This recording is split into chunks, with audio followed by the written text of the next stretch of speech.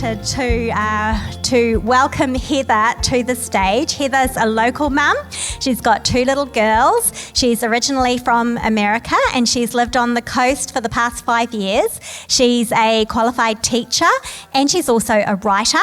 And she helps parents to navigate the digital age so they can lead their families with confidence. And that is certainly what we all need. So we're really excited to have her come and share with us this evening. And I am going to hand over to Heather.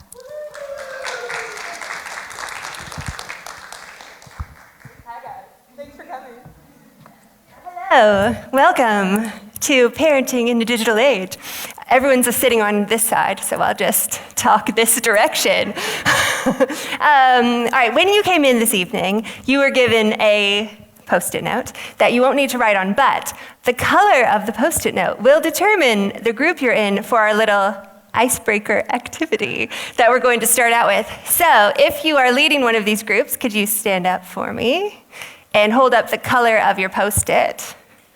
All right, so basically, we're going to go in our groups, and all we're going to do is talk about what age children we've got, and then sort of what our concerns and fears around the digital age are. So this is, practice talking about this kind of stuff with our community. So you can go find your group, and then do your thing.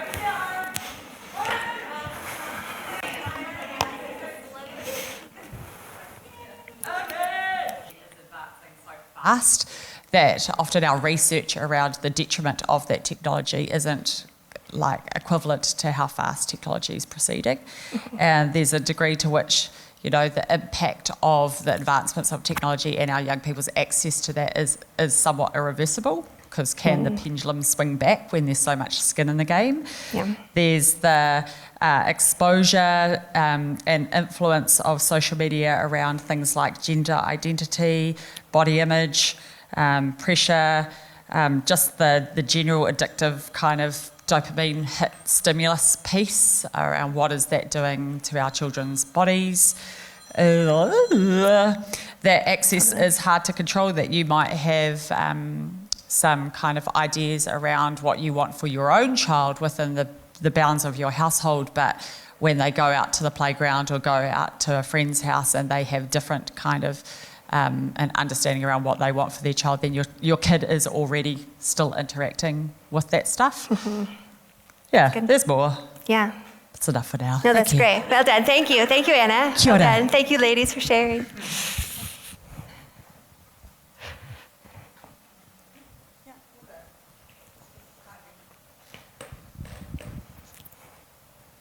Yeah, so one of our biggest things, most of the kids who are younger, is how do we set the stage, I think, how do we prepare, and one of the biggest fears is that once they are exposed, what do we do?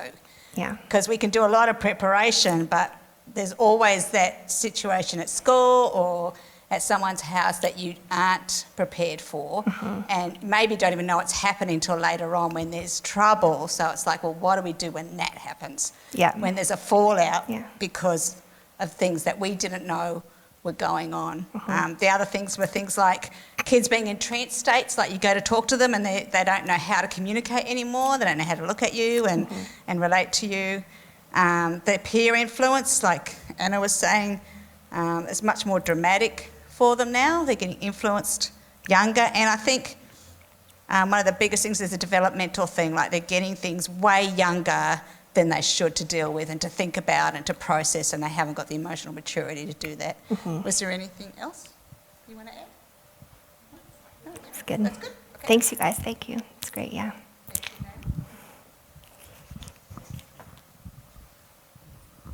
We heard most of those similar things like predators and chat rooms being concerned about who they're actually talking to.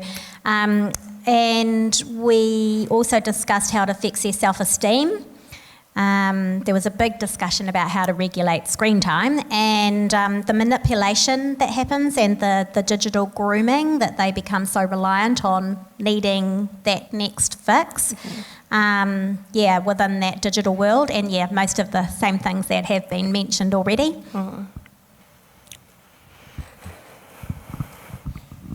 We also talked about many of the same kind of themes, and around addiction and what else did we talk about? Oh yeah, I'm going to actually just pass it over to our friend here because we all learned something new about like AI today. So I'm just going to pass this to you because I think maybe it will be helpful for others. Do you want it? It's just about the introduction to AI and how that's used maliciously to make images of people. It can be used, for blackmail, etc. Watched a few things on it. It's pretty scary. Totally, yeah, it's good. We also just talked quite a bit about how we as my family can have strict boundaries around social media, but we can't control what our kid sees when they're with their friends who do have a phone, or they have different boundaries in their family, and they're on the school bus looking at things on the internet and stuff, and that seemed to be a bit of a big deal for most of us. So. Mm-hmm. Yeah, that's good. Awesome. You guys, thank you so much for sharing and for being willing to open up right away. You can come back to your seats unless you want to stay in your newfound Post-it group. I also think one of my biggest fears is I don't have digital competence. Yeah, I'll take the. Slightly older person. Thank you. And so I don't know how to mitigate risk because of my language. Right. Yes, that's good. That's good. Nvidia. Oh, she's got those. Okay, good. Just looking at ages. Okay. All right. Thank you guys for being open and being willing to talk and share. And I think the more we can have conversations like this with the parents that we are parenting with and the parents in our community, then the better we will all be able to be at. Shannon's trying to. The better we'll be able to parent because we're parenting together, right? I know some parents at school share rides to sports, right? Things. And we do play dates. We support each other. And so the more that we can support each other in this area as well, the healthier we're all going to be as far as how we approach social media. So the overall summary of this evening is going to be, we are going to talk about mental health and social media. We are going to talk about what we can do, what we need to know for our child, and then the world around us, and then practical safety tips. Doesn't that sound fun? And then I think there's biscuits at the end.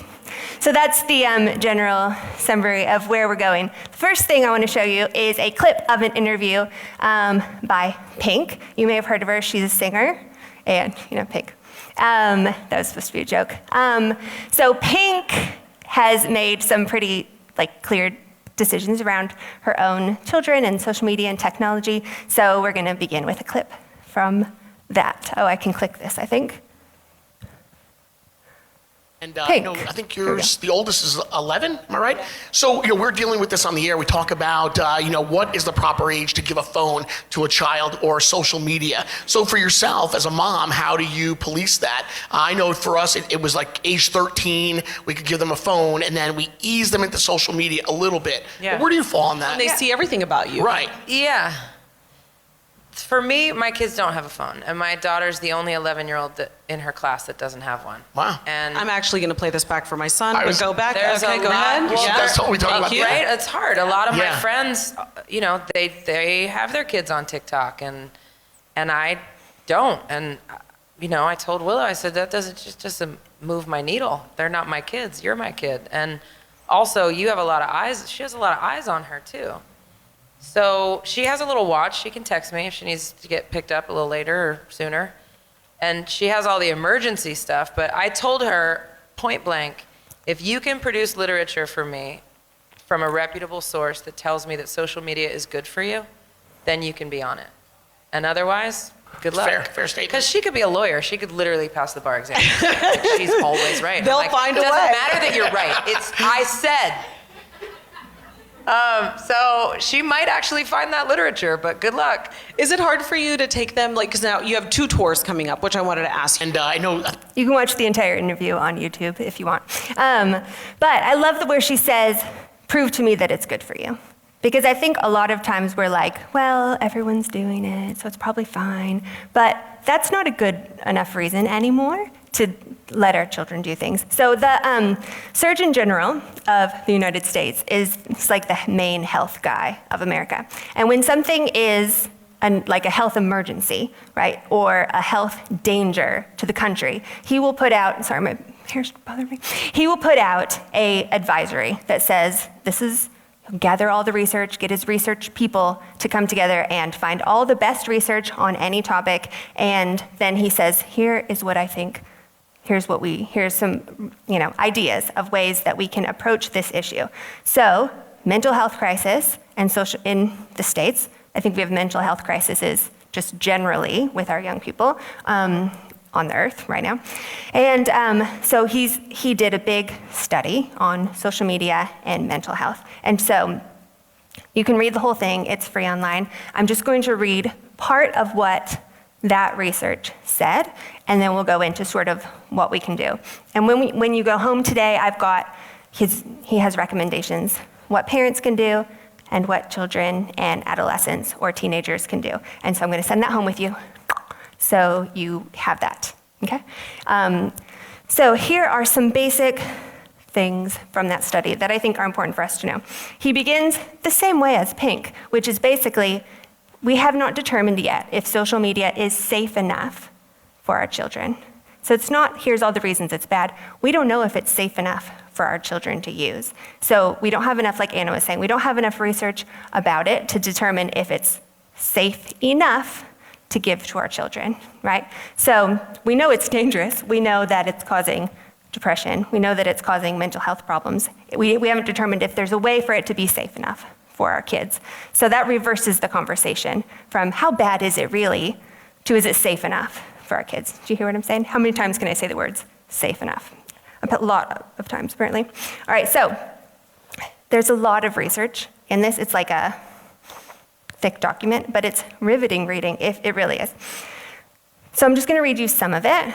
Frequent social media use may be associated with distinct changes in the developing brain in the amygdala, which is emotional learning and behavior, and the prefrontal cortex, which is impulse control, emotional regulation, moderating social behavior, and it could increase sensitivity to social rewards and consequences, which means social media can make a developing brain more sensitive to social rewards and social consequences. So using social media makes you more sensitive to things that might happen to you on social media. So that's not great. And this is especially for children between the ages of 10 and 19 because of all the developmental changes that are happening during this time. Now, again, I'm not going to try to tell you this is what you should do. This is what my job is to give you all the information the best information so that you can make the decision in your house for your child, right? And I know it's not easy. I know that you're gonna have to fight a battle if you're saying no to things. So it's my job to equip you.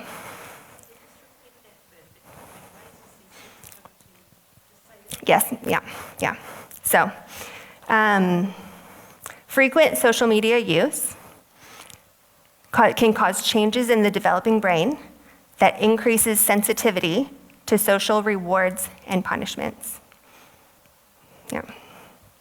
Also, social media is predictive in a decrease of life satisfaction, especially in certain developmental stages. So for girls between the ages of 11 to 13, or some studies say 15, and for boys ages 14 and 15 specifically, social media is predictive of a decrease of life satisfaction. So if you want your 13-year-old to like their life less, you should give them social media. It's essentially what this study is saying.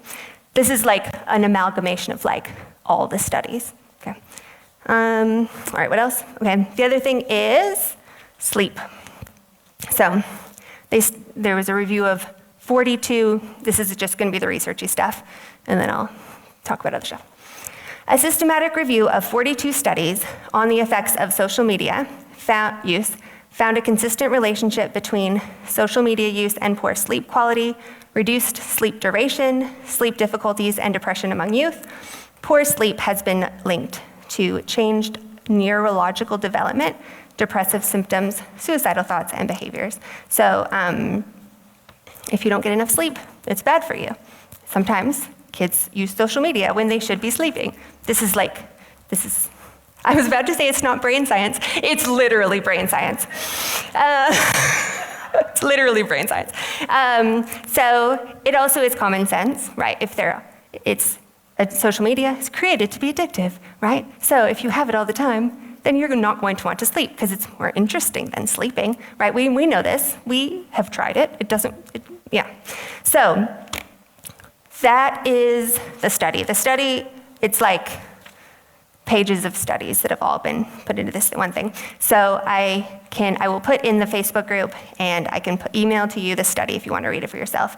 If you have a child that's wanting to use social media, I highly recommend letting them read it and also reading it with them because it's helpful, and just being like, what do you think? Do you think this is true? Good food for thought. All right, so, I can use this now. This is what we're talking about tonight. You start with us, then your child, then the world. So, you. So, I made my PowerPoint really complicated. No. All right. So the first thing that we do is engage. So this represents you, because it's activewear and you have an active role in your child's life.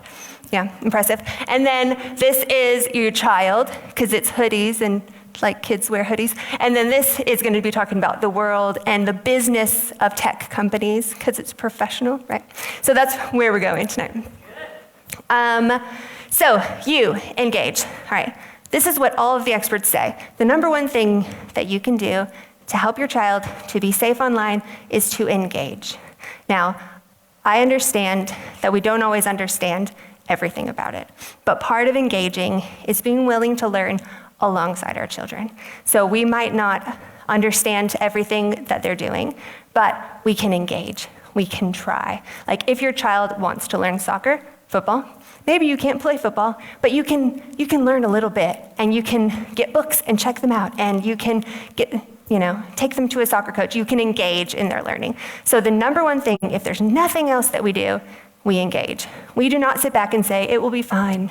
Their friends will teach them, just give them, we engage. Number one thing, that's all we do. Engage. Our children will be safer with an engaged adult than they will be with a disengaged parent in this area.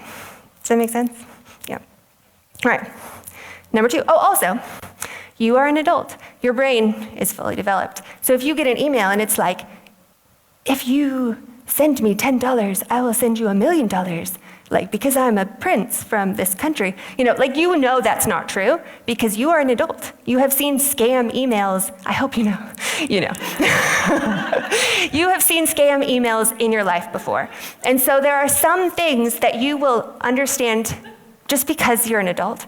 And so your child doesn't need to know that that's a scam. They need to know to come to you when they have questions. Like you are their answer person. And so they need to know that when they have questions, when they have problems with things that they faced online, that they can come to you with that because you can help them because you are an adult, So that is important. Number two, so we engage. Number two is modeling. So obviously it's not the kind of modeling, but we can model appropriate behavior to our children. When I was a kindy teacher in Montana, right before we moved here, one of the little girls was playing at kindy. She picked up a little block and she's like, this is my phone. And this was before everyone had smartphones. And so I thought she was gonna pick it up and talk into it. But she's like, this is my phone. And she starts scrolling. And I was like, oh, it's the first time I'd ever seen a child use a phone that way before, even, pretend phone. And I was like, how does she even know to do that? But it's because of modeling. She will have seen other adults, other people in her life doing that. And so they pick up things really quickly, right? So one way that we can help our children is by modeling appropriate behavior. This doesn't mean we have to be perfect. This doesn't mean that we have to do everything right all the time. But if there are certain rules that you would like to be true in your home, for example, some families choose to have mealtime be a screen-free time. So if you have small children, you can start modeling now that when we're at the table, that we don't have our phones with us because and then when they're teenagers, they're more likely to be like, oh, of course, why would I have my phone here? That's not what we do. And so we can model appropriate screen use ahead of time. Yeah, Anna thinks that's good, so we're gonna move on. Good. Yes, so modeling. They will definitely copy us. So let's see what is next. A few things that you might choose to model in your home that are really good practical screen tips. All right, number one is screen-free zones. So most of the experts in these fields recommend keeping phones out of bathrooms and bedrooms. If you cannot keep the phone out of the bedroom, at least have screens off an hour before bedtime, because blue light comes out of our phones and it tells you it's morning. And it's not, it's nighttime. So blue light wakes our brains up and tells us that it's morning, so it's hard to sleep. So if you turn screens off an hour before bedtime, that would be great. Now again, these are not like set and dry rules. For example, if I was a nutritionist and I was saying you need to have 5 fruits and vegetables every day, and you had a toddler who would only eat chicken nuggets, you might say, that's great, Heather, that's impossible. So these are things, suggestions, things that are helpful to know for you to decide how to apply. You know, it's good to know that our kids need 5 fruits and vegetables. Like, will they survive on chicken nuggets for 6 months? I mean, kind of.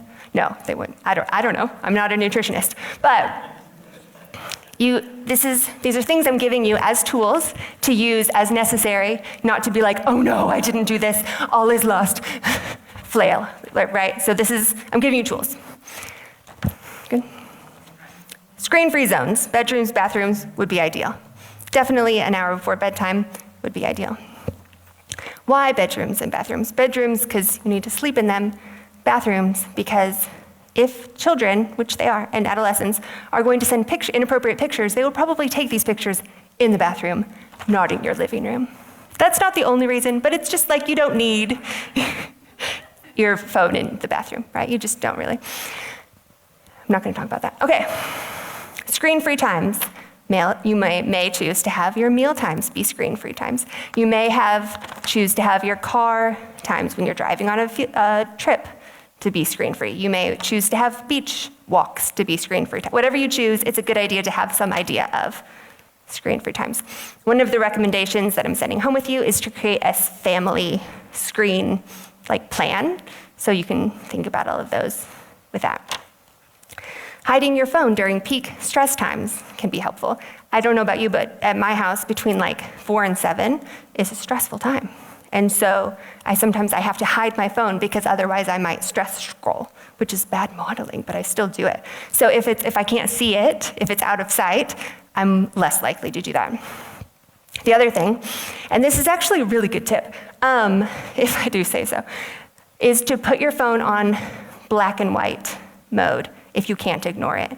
So I don't know if any of you ever struggle to put your own phones down. Probably it's just me, but my cousin is a recruiter, what is he? Recruiter, basically, he was, for the St. Louis Cardinals, which is a big deal. So the national baseball team. And this is a tip that they use with their new recruits. So they've got these 18, 19-year-old guys coming for training camp for baseball, and a lot of times their coaches will, as soon as they show up for camp, they put these kids, teenagers, phones on black and white, because it's a lot less interesting when it's on black and white. So if you or someone you know is struggling to put their phone down, you can try putting it on black and white, because it's a lot less interesting. So that's a good tip. Yeah, and it does work for me. If I'm having a hard time, if I'm stressed, or using it as a escape mechanism, if you put your phone on black and white and hide it, that's helpful. So that's a tip. All right.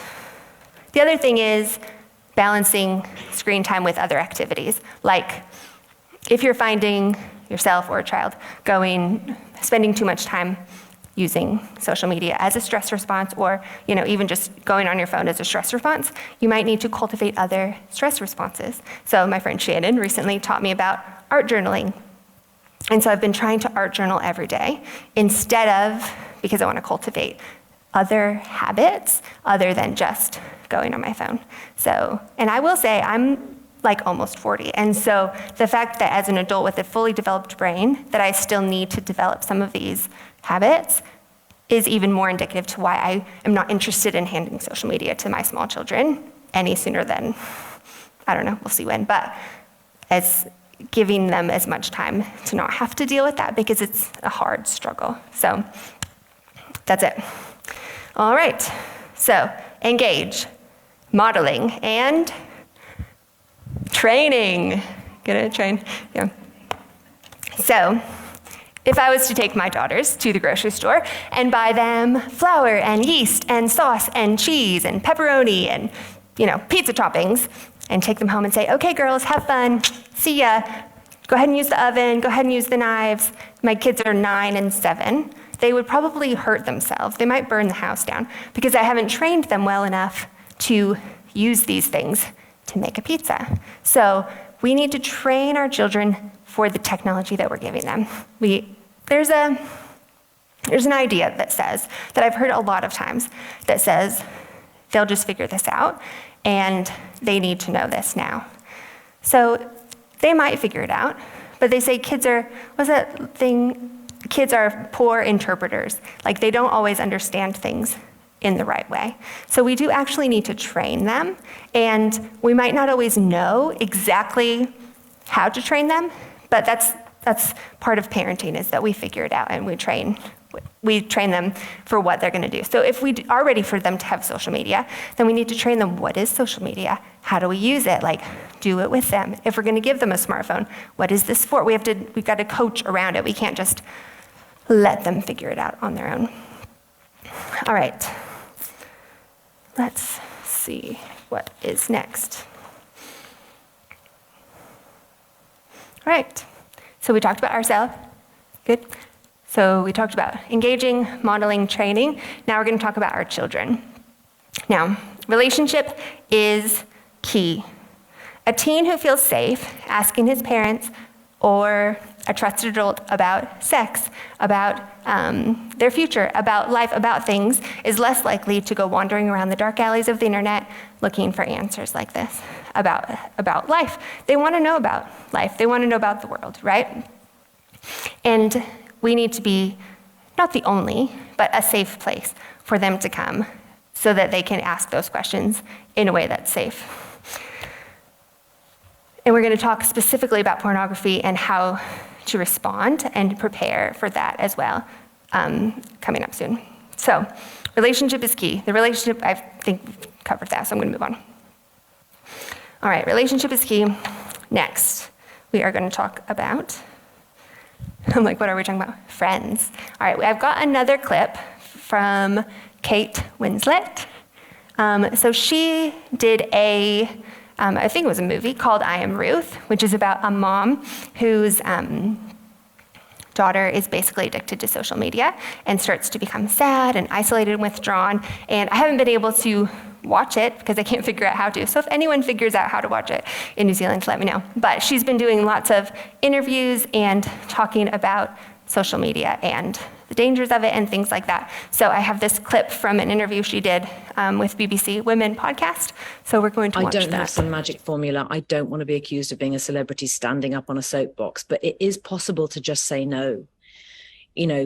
My children don't have social media and haven't had social media. There are many fake accounts out there for myself and also my children, weirdly, so I'm told. But it's possible to just say, no, you can't have it. You can't have it because I want you to enjoy your life. I want you to be a child. I want you to look at the clouds and not photograph them and post them on your Instagram page and then decide whether or not the clouds were worth looking at because someone thought that they were rubbish. It's like, it's tampering with sometimes a very basic level of self-esteem, but on a bigger and darker scale, it is tampering with young people's self-esteem to the extent that they are completely losing a sense of who they are, and don't know how to communicate with not just their friends, but their families. And it's making them depressed. It's clearly making them depressed. It's obviously a huge problem. And she's right. Don't let your children have a phone if they are too young to know what to do with it. The whole podcast, you can listen to it on the BBC Women podcast. I think it was December 7th episode, so definitely worth listening to that. I think the friends thing is a big deal. I think we heard from a couple groups concern about what kids might show them, concern about what other people's rules might be. And again, you have to start with what's our family, your child, and then we'll talk about what to do about sort of the outside world. But I think a core rule that we can start instilling, no matter what age children we have, is that our family doesn't necessarily do things the same way everyone else's family does it.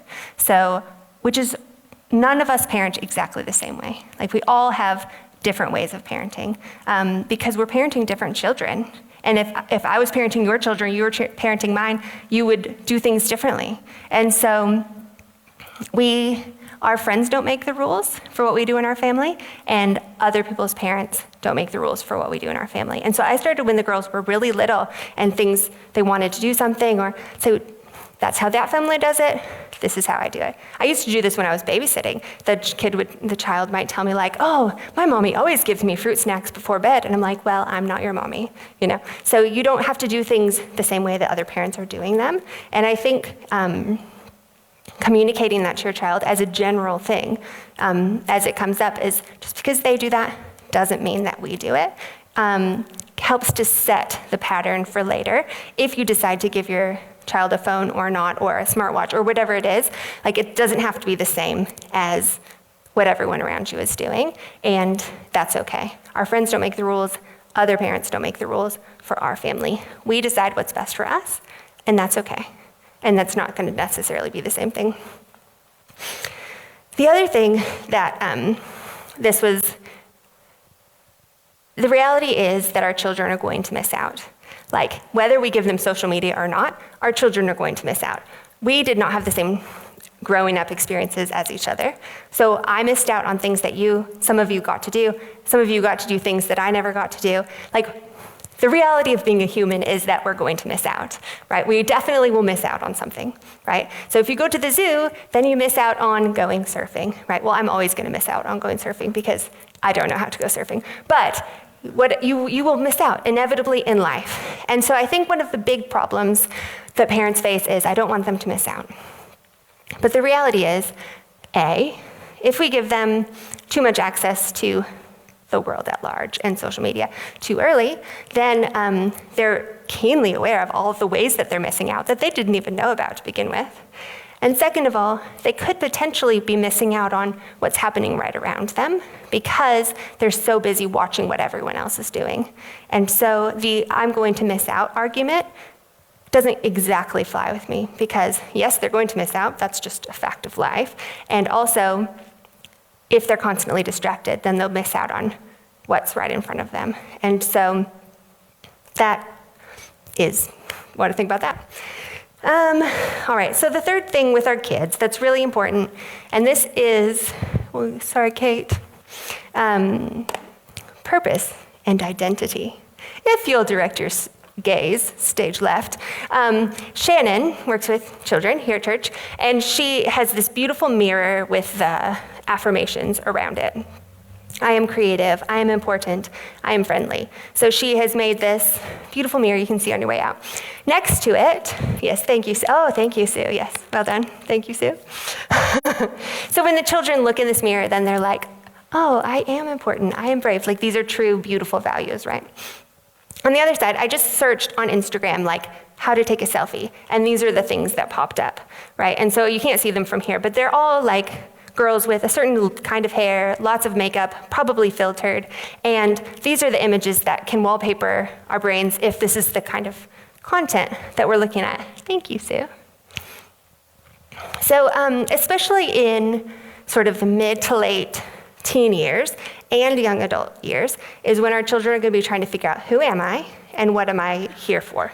And they can come to us to find this information, or other trusted adults or other healthy sources, or they might look online to try to figure out who I am and what am I supposed to do here on earth. There is massive issues with young adults who have grown up and sort of landed and not known, who am I supposed to be doing, and going online and seeing all these people who have done all these great things by the time they're 18, and that's really a lot of pressure for kids, and that's not necessarily healthy or helping them to find their identity and their purpose.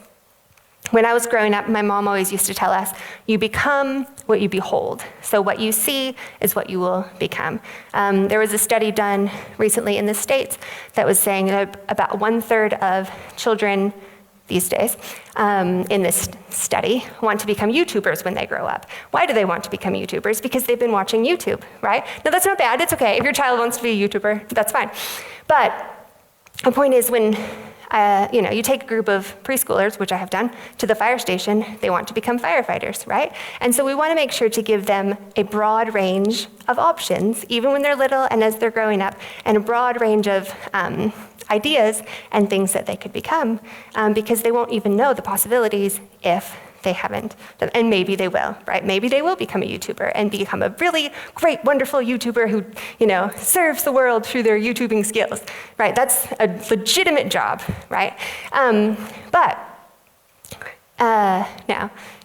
So I think it's about, are we searching for a life of service or a life of celebrity, right? Because celebrity is an empty chalice, as all the celebrities have told us, right? Jim Carrey once said, I wish everyone could be famous so they could see that that's not it.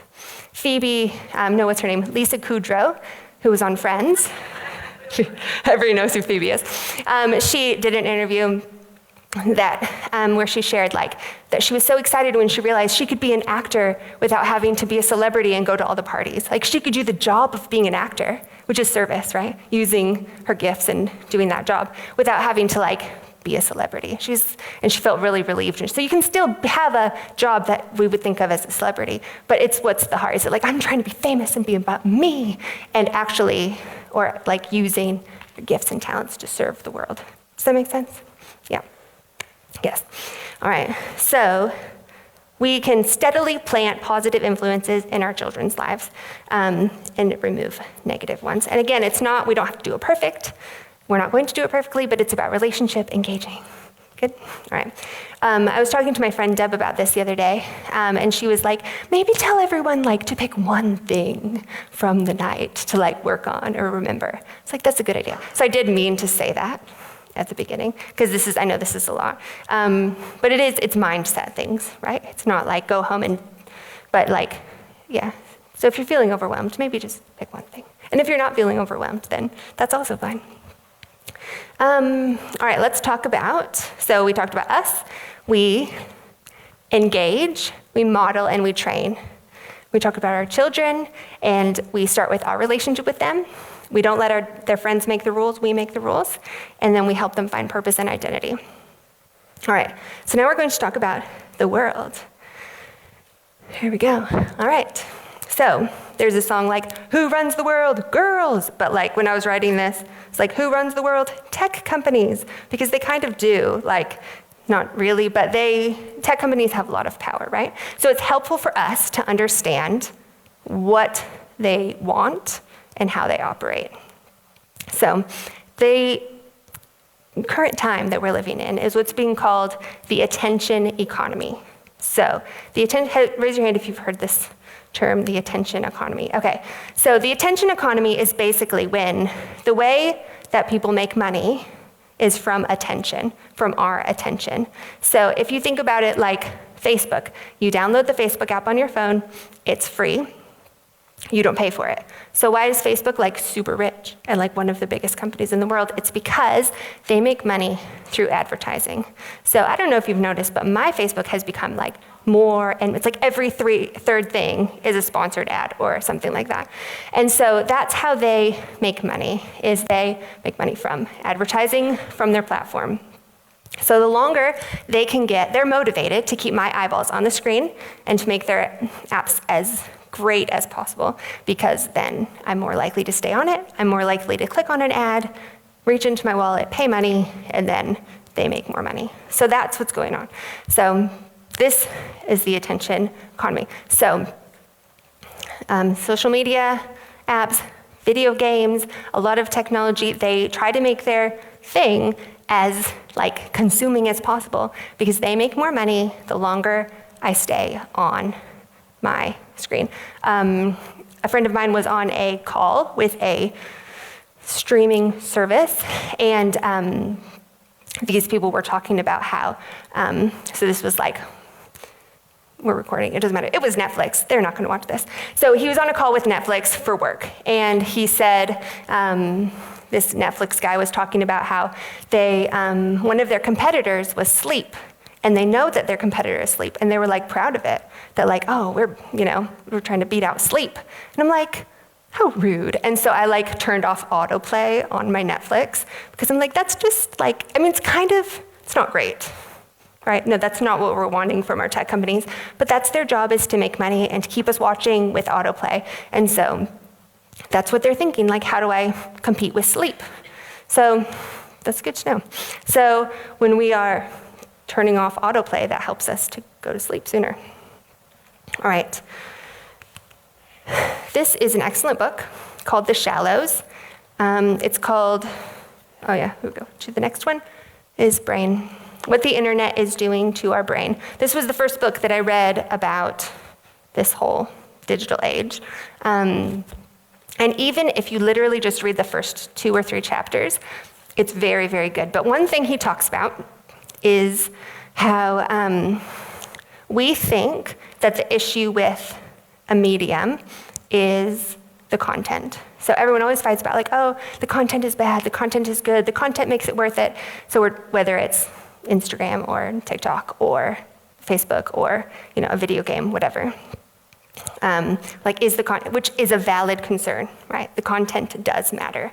But what we sometimes miss is what the medium itself is doing to our brains.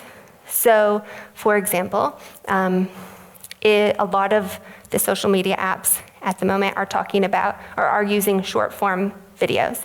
So you go onto your app and it's like shorts or reels or whatever, TikToks. And so how does that affect our brain and our attention span and the way that we view the world? And it does. And so we don't need to just think about what is the medium telling us, but also what's the method that it's telling us and what is that doing to us. He says, the content of the medium is just the juicy piece of meat carried by the burglar to distract the watchdog of the mind. So the issue is not just what we see on social media, but also how short-form content, overstimulation, and overconnection will impact them as a human being. So I'm going to pause there. I've got a little bit more to do. Does anyone have any questions so far? And we'll have that again at the end.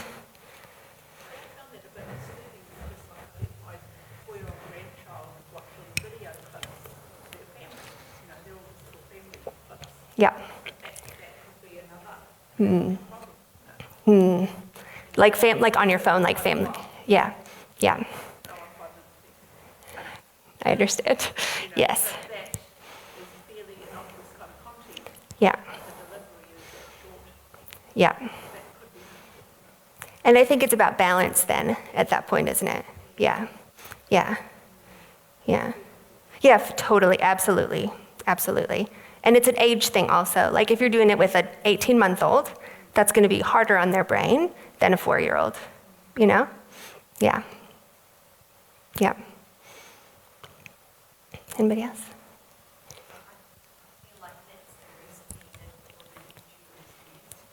Yeah. Yeah. That's the recipe that they use, like my husband and I have noticed that they make it so that there's literally, do you want me to talk Do you mind? about that? Okay.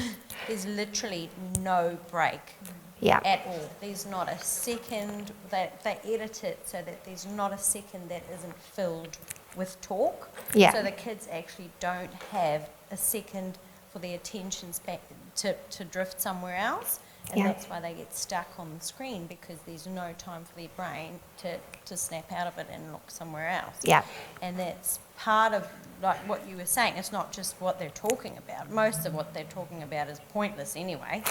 But it's the fact that it is drawing the kids' brains in, and they design it that way. And I think that's what a lot of people don't realise, is that tech companies and YouTubers and app developers, actually they have psychologists and psychiatrists that they employ that understand that that's how the human brain works. Yeah. And so they design this content and the apps to be that addictive that we actually can't control our response to it. You know, and that's what is alarming. Yes. Is that, yeah. Yeah, absolutely. They're not designing these apps to be good for you. They're designing it to overrun your brain so that you lose control of your, you know, your ability to regulate yourself. Yeah, 100%. That's the scary part. Yeah. Yeah. Yeah, absolutely.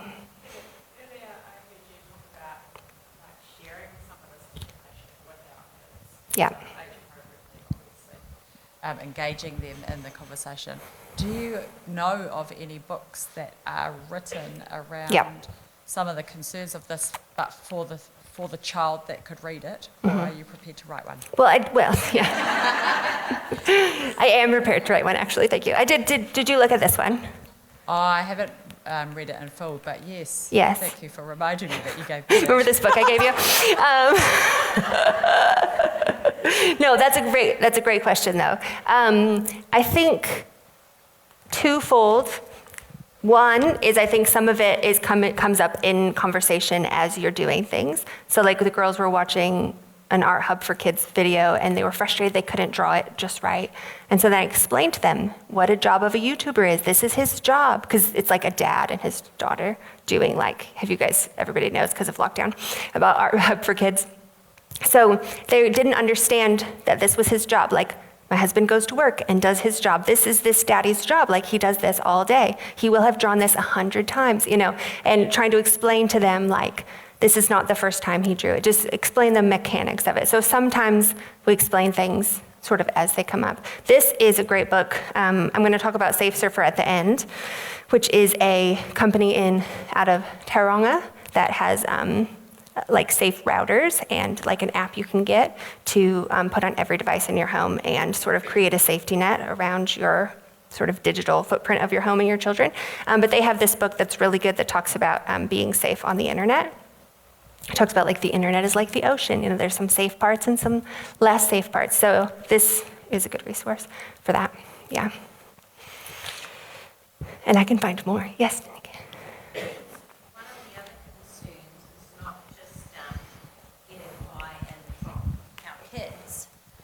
To understand how dangerous all this stuff is and why we have rules around it.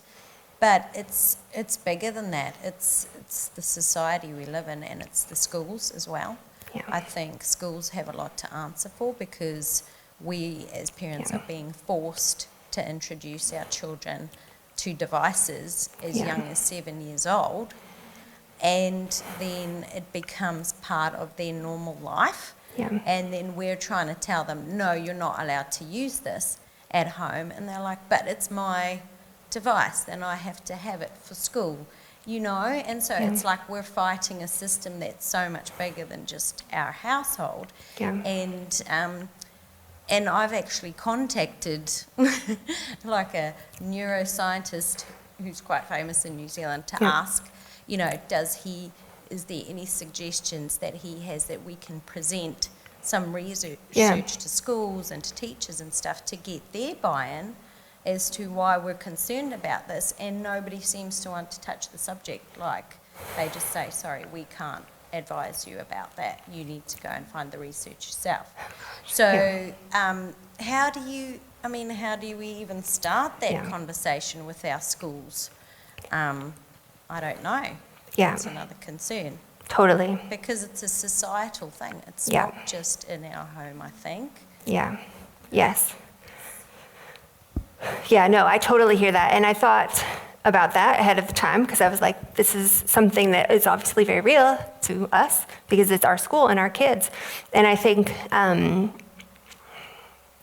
what I did with the last year was I just paid attention to what bothered me from the first year because at Fung Pro School they have Chromebooks at year 3. And so I sort of paid attention to what's bothering me about this, what am I worried about, and then I presented it to the guy that's in charge of tech at, which I can't remember his name at the moment, which is probably good. Anyway, it doesn't matter. Anyway, but I think it's okay for us to communicate our concerns to the school. And when I have communicated, I've met a couple times with the man who's in charge of it at our school, and I get the feeling that not a lot of people are pushing back on it, and that he's not. I haven't talked to any parents that are happy about it, but I don't know how many parents he's talked to that aren't happy about it.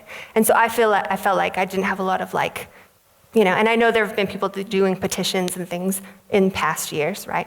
But I think what's helpful is specific concerns. Like I'm specifically concerned about handwriting, right? I'm specifically concerned about reading skills. I'm specifically concerned about, these are my specific concerns, and then bringing them to the person who's responsible for that thing, right?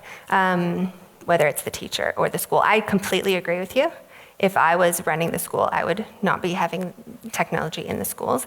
But I think if the school doesn't know that we're unhappy about it, then they can't make changes about it. And it might not be changes immediately. Like it might be us having to be the ones that raise a stink about it for the kids that are coming next.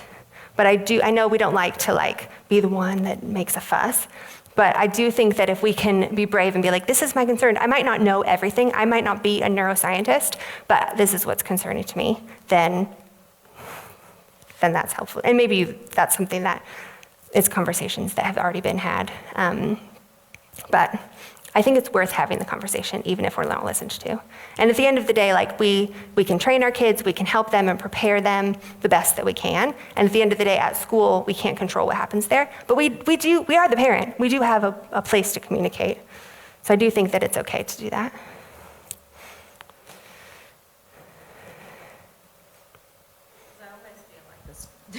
Say it. I don't want to just pick on the schools, but I almost feel like if the school is introducing the problem 100%. by introducing the technology at a young age, then they need to also equip the parents with the skills to deal with that technology. Do you know what I'm saying? Yes. I feel like there is a responsibility there. It's it's negligence, because it's like telling us you have to have drugs in your household for learning purposes. This is just an example. Yeah, totally. But it kind of is that, we're not going to give you, as parents, any skills or any information about how to safely regulate those drugs with your children. Yeah. And you're just going to have to find out the hard way. Yeah. Is responsibility there? Yeah. Like a pharmacist would not give you a regulated drug without clear instructions about how to administer that drug or what the side effects are or anything. And I feel like that's where it is. Like they're literally chucking this at you and going, well, the rest is up to you. Now you figure out how to deal with this. Yeah. And it's not fair. We have no reference. We have nowhere to go for that information. Yeah. So yes, I totally agree. And that's the conversation that I had also, say this is a gap that there is and it needs to be filled. Yeah. And there are there are people in New Zealand who are professional, they teach on that we can have come into the school. There are ways that it can be solved. But if the school doesn't realize that we have a problem with it, then they're not going to. Yeah. But I totally agree with you. Yeah, 100%.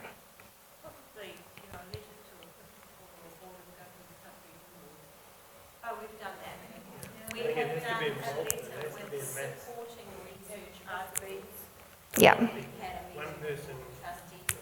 Yeah. Yeah. No. Yeah. Yeah. But the MOE guidelines around the introduction of the use of technology in the classroom is so vague that basically we were told by the board and the principal that the teachers are allowed to interpret that however they like. Yeah. So technology has to be part of the curriculum, but how it's implemented Yeah. is completely up to the teachers and how much they use it and what they use it for. And they're like, we can't tell the teachers how to teach. So they're pretty much washing their hands of it, you know? I know. I do in fact. And then we've been told, if you don't give your child a device, if you don't pay for a BYOD, Yeah.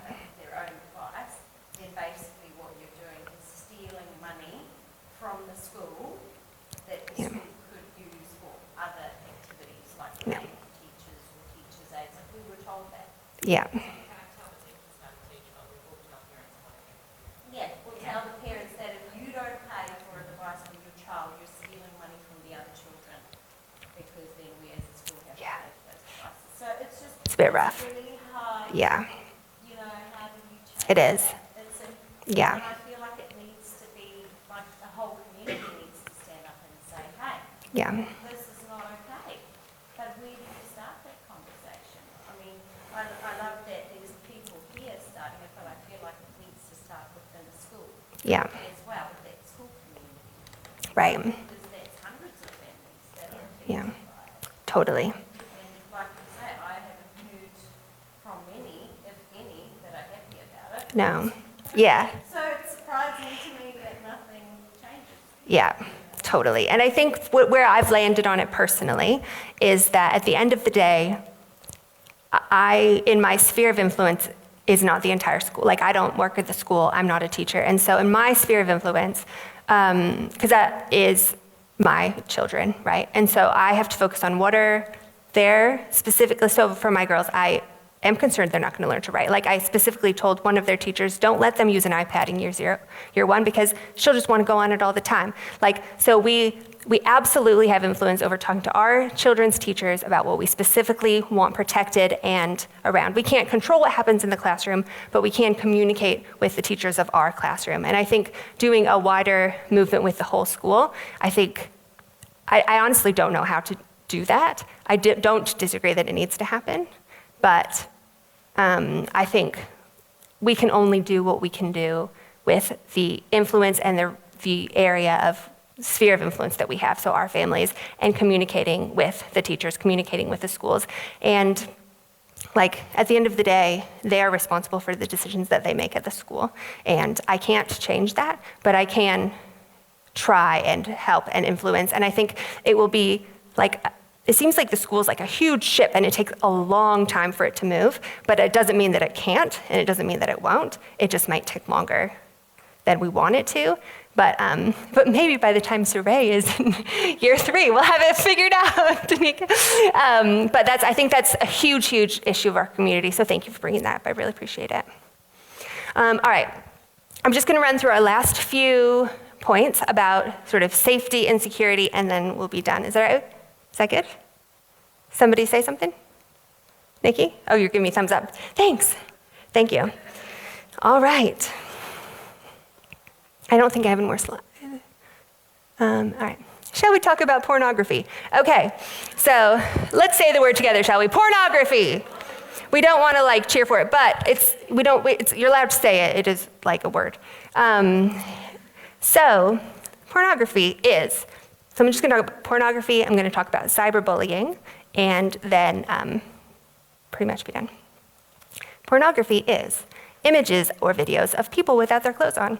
Is essentially the simplest definition for children, right? So that is what it is.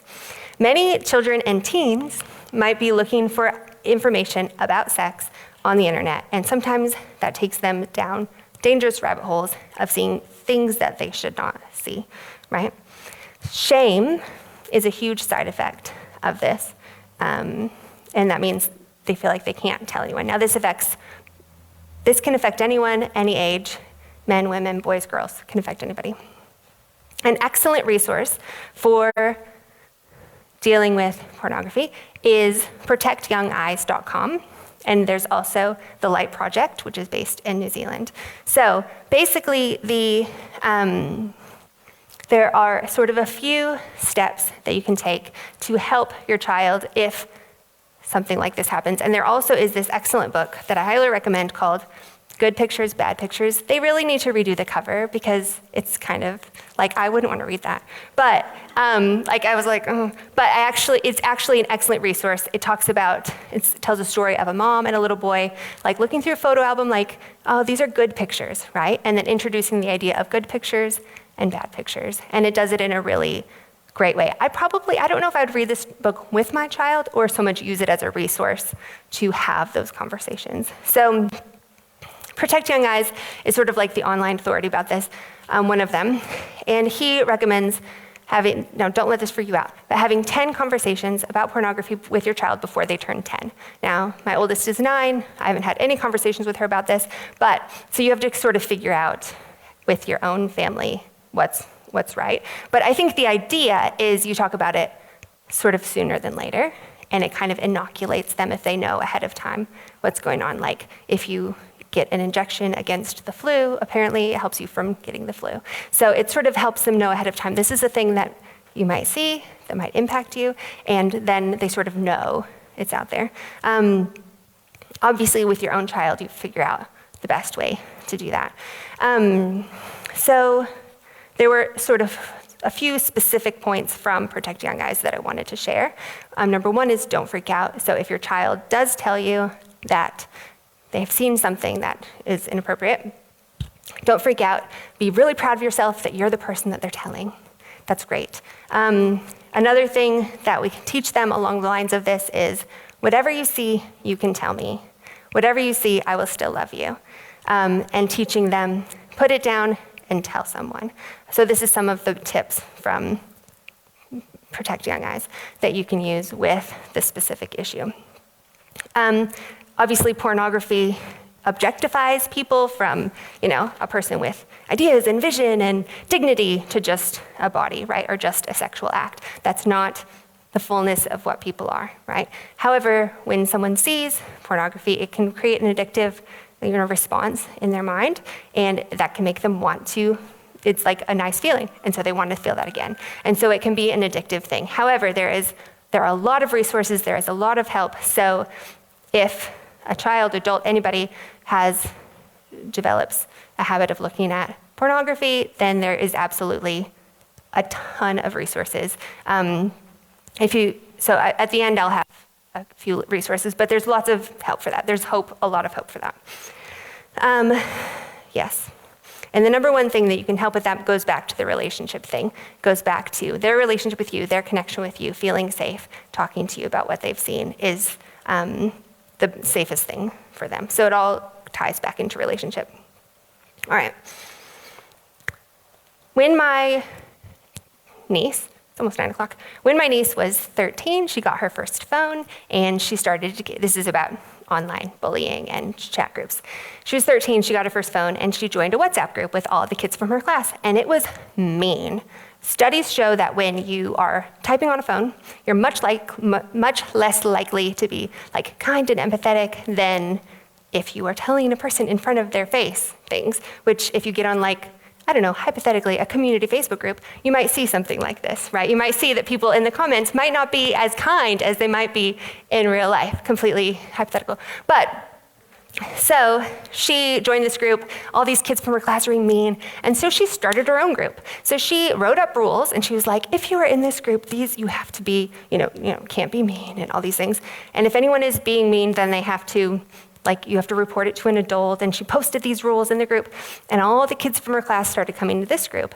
And over time, nobody was using this group anymore. Everyone wanted to be in this group because it was more fun. That was the whole point, was that they would enjoy. So boundaries created safety, right? And she was wise and smart enough to acknowledge that.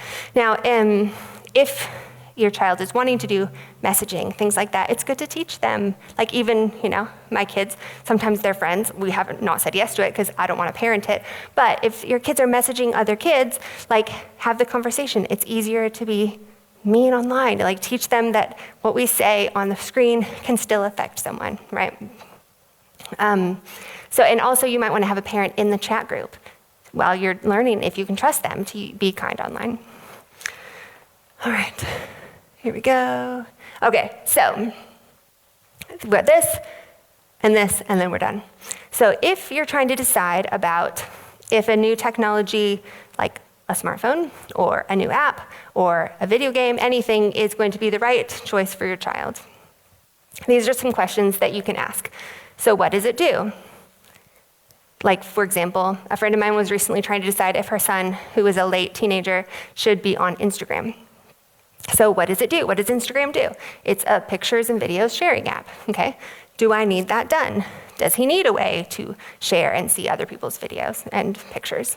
What are the risks and the benefit? Risks might be that I might get addicted to it and just be on it all the time. Might see inappropriate content, might be approached by adults who are pretending to be teenagers. So that might be a risk. Benefit might be you can share your photography, you can connect with your friends, things like that. Is there a different option? What other options are there for this? Maybe messaging, texting, and how can we make it safe? You can set time and location limits, privacy settings, use a smart red or apps, things like that. And the last thing is, what will this replace? So Wendell Berry was an American writer in the late 1800s. And he said, he made a list of reasons he wasn't going to buy a computer because he was very into pen and paper and salt of the earth kind of person. And he said, if you're replacing an old technology with a new technology, to ask this question, it should not replace or disrupt anything good that already exists, and this includes family and community relationships. So let's say, if my friend's son was going to get Instagram, how is this going to change relationships, disrupt relationships with his friends and his family? All right, there we go. Finally is the 2-week rule. If your child wants a new technology or a new smartphone or a new app or something, you try it for 2 weeks first. So your child's like, I have to have TikTok. So you try TikTok for 2 weeks. You sign up for it. Liddy's like, don't do it. You sign up for an account as that age of child and try it for 2 weeks. If you get addicted to it, consider if that might affect whether or not your child might get addicted to it, right? I will never do this because I for sure will get addicted to it. So never say never, so try it first for 2 weeks and see if how it affects you. Then you're better prepared to train your child on how this might affect them. You can walk around the app, see what it's like, see if it feels safe, And then you can decide whether or not it's something that you want them to do. So that's that. I think that's a good rule. All right. So U.S. Surgeon General's advisory, he said, work with other parents to help establish shared norms and practices. Now, I know some of you guys came tonight with friends, and I think that's great, because when we can link arms with each other and say, hey, let's do this together. Kids are more likely to get social media if their friends are on social media. So if you can talk to your friends and to your children's friends' parents and be like, hey, we decided we're going to delay social media until the current recommendation from this guy and lots of other people is 16 or above. That's the current right on the table. Technically, you're not supposed to have social media until they're 13. That's what most of the social media, you have to say you're 13. Now, if you've already given your child social media, it's okay. You can, there's a way forward, right? But that's just we didn't know, right, coming into this. We didn't know. There was no research. We didn't know. This is our first time having to parent social media, right? This is all of our first times. And so research will continue to come out about this after we've made whatever decision we're going to make after this. And so we can always backtrack. We can always take breaks, We can always figure it out. But you can team up with friends around you and say, okay, we're going to do this together, because that's really helpful. All right, resources. ProtectYoungEyes.com is excellent resources for especially pornography, but also how do I make Snapchat safe? So if your child has Snapchat, they have here's how to make the parental controls work. Here's how, so they have all sorts of things. Here's how to make an Apple Watch safe. All of these things. Protect Young Eyes has done all of that work for us, so we can just go look at their website. So there's a lot of information on there, very helpful. Also, they're really helpful. I had specific questions about with the Chromebook thing, and so I messaged them and asked for advice, and they wrote me right back. So they're willing to help us with this as well. Safe Surfer, New Zealand company, and it's a router or a thing you add to your router, and then an app that you put on every device in your home.